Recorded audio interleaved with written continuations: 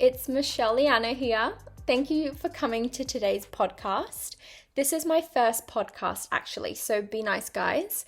To be honest, why I wanted to start a podcast is because I want to be real and raw with you guys about certain topics, experiences, lessons that I've learned throughout life, and I thought that doing a podcast would be an amazing way to share that with you guys. So for those of you driving to work or taking public transport, I think, podcast is going to be a great way for me to share my story and share my voice. And also, I am on TikTok, Instagram, YouTube, and all of that. And I do share a lot of my life on YouTube and my Instagram. But I don't think I'm brave enough yet to share some of these stories on my YouTube yet.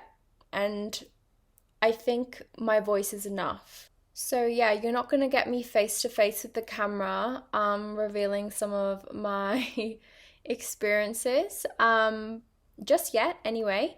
But for now, you're going to get the real and raw Michelle on podcast. So I hope you guys are excited because I'm going to be opening up on a lot of topics such as mental health, sexual abuse. There's just so many I can name that I just want to, share with you guys in case it helps someone out there that is suffering with the same. But yeah, before we get into all those details in my other podcasts, so stay tuned for future podcasts, guys. So remember to subscribe. But I wanted to tell you guys a little background about me. So I was born on the 25th of October, 1995. My sun is a Scorpio, my moon is a Scorpio, and my rising is a Leo at the moment. So take that as you will. If you are into star signs, then we can be best friends. And if you understand sun, moon, and rising, then you can definitely be my best friend and move in with me. But yeah, I was born in Indonesia. My mom is Indonesian, my dad is Australian. So I have lived a pretty Asian and white household, if that makes sense. So I like to refer to it like that because my parents had very different views on things growing up, because obviously my dad coming from a Western country and my mum coming from Indonesia, it was just very different on what they would say to me growing up and what I was allowed and what I wasn't allowed to do. But yeah, I absolutely love my parents to bits. I actually wasn't very close to them growing up. When I was younger, I would always rebel. And I thought the world was against me, basically. But I will talk all about that in a different podcast. But who I was 10 years ago is actually very different to who I am right now and the mindset I have right now with just myself and my life in general. That's also another topic that I'll talk about on another rainy day. But yeah, so I have a younger brother and younger sister. So I am the eldest of 3 children. I would say that I wasn't so close to my brother and sister growing up either. I just always did things alone. And now I do things alone, but I'm closer with my family, if that makes sense. I would say right now in my life, I'm the closest I've ever been with my family. And I think the older I get, the closer I become, just because I realize how short life is, and my mindset has just basically changed so much, especially living away from home. So I actually moved away from home 6 years ago for university. So I live in Perth, Western Australia. Before that, I lived in Dubai. So my dad works for Emirates. He is a captain for Boeing 777, and we have moved everywhere for his job. So he used to work for a lot of different airlines growing up. So we lived in Ireland, in the UK, and then we moved to Dubai, which we lived the longest. So we've lived there over a decade now. And I think I will move back there eventually to stay with mum and dad in the future and find a job there. But right now I am currently in Australia and loving it. But I definitely feel like I want to change, and I could never live in Perth forever. It is just too small of a city for me. I'm definitely a bigger city gal. I want more opportunity. I think for what I want to do in life, I need a bigger city to get there. So that's why I definitely would be moving back to Dubai and then possibly Melbourne in the future too. So back to university, I am currently still studying. So I was doing full time for a few years and then I started working full time. So then I dropped down to part time. So I'm currently studying interior architecture.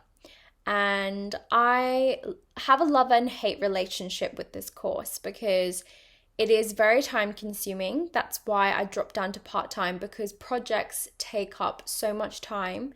Even when you are in the profession, you're working over hours doing projects for clients, and models take work, and like architectural drawings and all of this. It's just a lot.